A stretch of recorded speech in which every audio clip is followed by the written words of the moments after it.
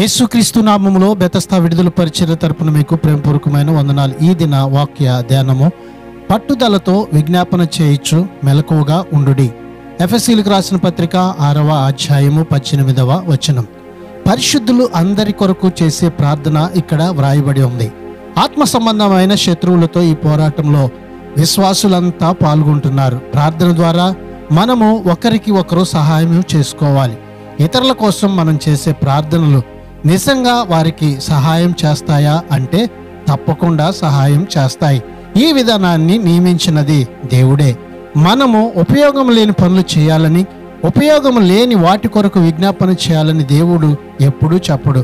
ఈ దిన వాక్యాన్ని బట్టి ఆత్మ సంబంధంగా అందరి నిమిత్తం ప్రార్థించే వారిగా ఉందాం. అట్టి ధన్యతని ప్రభు మనందరికీ దయచేయునుగాక. ప్రార్థన. పరిశుద్ధుడా, ప్రేమగల తండ్రి, మా మంచి యేసయ్య, నీ మహాకృపను బట్టి మరొక నూతన దినాన్ని మాకు ఇచ్చినందుకు నీకు వందనాలు, స్తోత్రాలు చెల్లిస్తూ, ఆత్మ సంబంధముగా ఈ లోకంలో మేము ప్రభువా పట్టుదల కలిగి అనేకుల కొరకు విజ్ఞాపన చేసేవారుగా ఉండినట్లుగా మమ్మల్ని అందరిని కూడా సిద్ధపరచమని యేసు ప్రశస్త నామంలో ప్రార్థించి అడిగి వేడుకుంటున్నాము తండ్రి. ఆమెన్.